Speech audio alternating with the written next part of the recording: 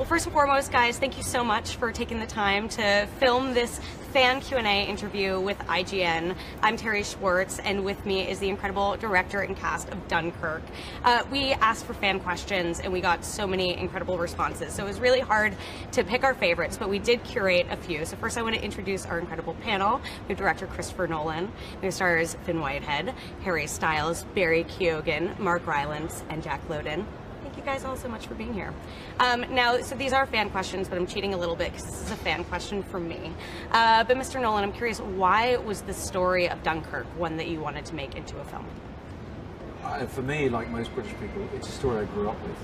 I don't even remember the first time somebody told me the events of Dunkirk. We grew up with it as it's almost a myth or a fairy tale. As a storyteller, you're looking for some kind of gap in the record. You're looking for a story that should have been told that hasn't been. And this hasn't been taken on in modern movies. So to me, it's just the most exciting opportunity to tell a great story that I've known about for a long time that has such cinematic aspects to it, between the land, the sea, the air. It's just very, very exciting opportunity. Well, Finn, this question is from you, from Tara Gilmore on Facebook, and she wants to know, what's the one thing that impacted you when researching, and how did you apply it to your character? I think the thing that really got to me was just the desperateness of the situation and the lengths that a lot of soldiers went to try and get home. There was a lot of accounts of people trying to swim the channel, which under the conditions and the fatigue they all were in, and you know, the gear they were wearing, it was impossible, and a lot of them knew they were basically committing suicide by doing that. So I think that was just it's like a very sobering detail to learn about this event, and just kind of added I guess a layer of subtlety that I felt I needed to have. I think we all felt that, especially being in Dunkirk. It's like a very real thing, and I think that the atmosphere there is very kind of, yeah, it's palpable with it. It's incredible that you guys shot on location at Dunkirk. Yeah, I mean, it wasn't really something that we had planned initially. We went there to see what the reality was and what remained. And after a few days of walking the beaches with my designer and my DP and Emma and myself, it just became inevitable that we needed to be there. You walk that beach and you feel the history that's there in the sand under your feet, and it just drew us in, and it felt like something we really, really had to do. So Harry, this is a question from you, from Potato Directioner on Twitter. They want to know, why did you audition for Dunkirk? Why was this a movie you wanted to be a part of? I think when I first heard that Chris was going to be making this film, I think it just excited me straight away to watch it as a fan. I think if you're a fan of movies and a fan of Chris, it's impossible to not kind of instantly want to be involved in something like that. And yeah, now I just feel all right about being in it. Jack, this one's for you, from Niam Cunningham on Facebook.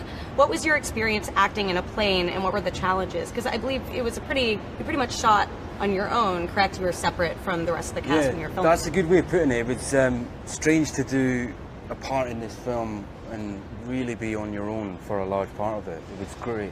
It was a very strange experience. It was almost like doing a big self-tape, you know, to a certain degree, like the most expensive self-tape you could do.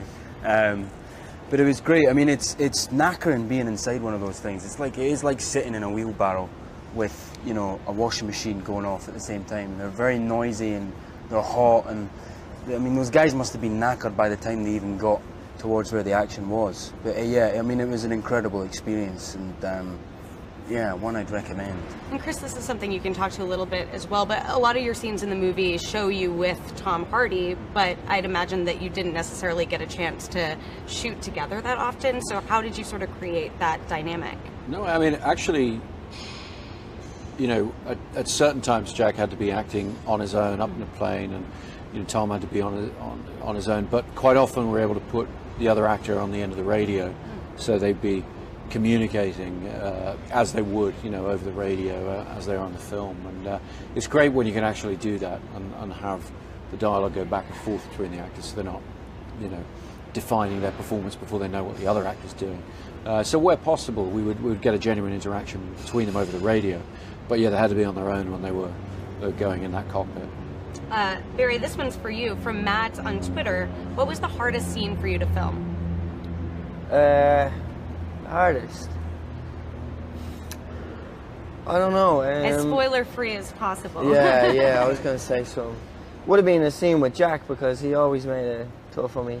No, I don't know. Probably getting on the boat, you know, because that was the point where I had to choose like whether I wanted to get on or off, and like, you know, he's looking for an adventure, George, and it's actually it's a big choice, like, you know. So yeah, that would have been the toughest one. So this is a question from everyone, from Audrey on Twitter. Did you all know about Dunkirk's history before auditioning? Yeah, I did, but not in as much detail as I do now. I think, like Chris has said before, you do grow up learning about it. I think by the time I was learning about the war and history, it was kind of skated over a lot of the time in the syllabus. We learn about a lot of other events, but maybe it's something to do with Dunkirk being seen as a military failure in a lot of ways. You don't go into massive detail about it. I'm curious, sort of as a follow-up, what is sort of the most interesting thing you learned about it after filming this movie that you didn't realize going in? The civilians that went over, wasn't it? You know, there was so many that went over. It was just participated, and yeah. Yeah, I think a lot of it is just bringing the human aspect to it. I think when you learn about it, it's obviously told in, like Chris has said, this fairy tale way of there were people stranded and people came and got them and then they went home and it was great.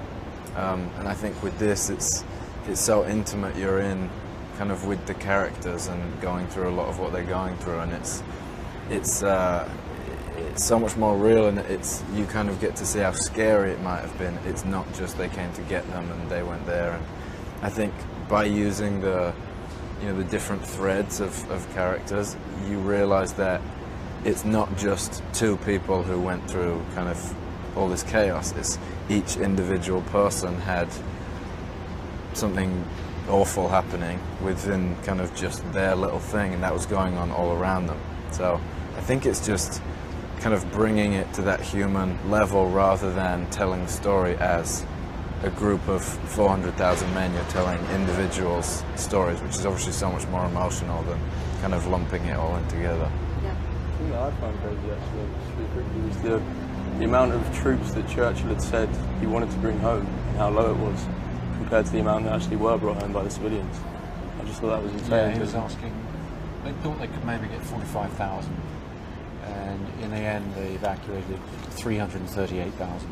So it's just an order of magnitude. It's, you know, a remarkable achievement, or as Churchill later said, you know, within that defeat there was a victory, and that's one of the reasons it's such an incredible tale.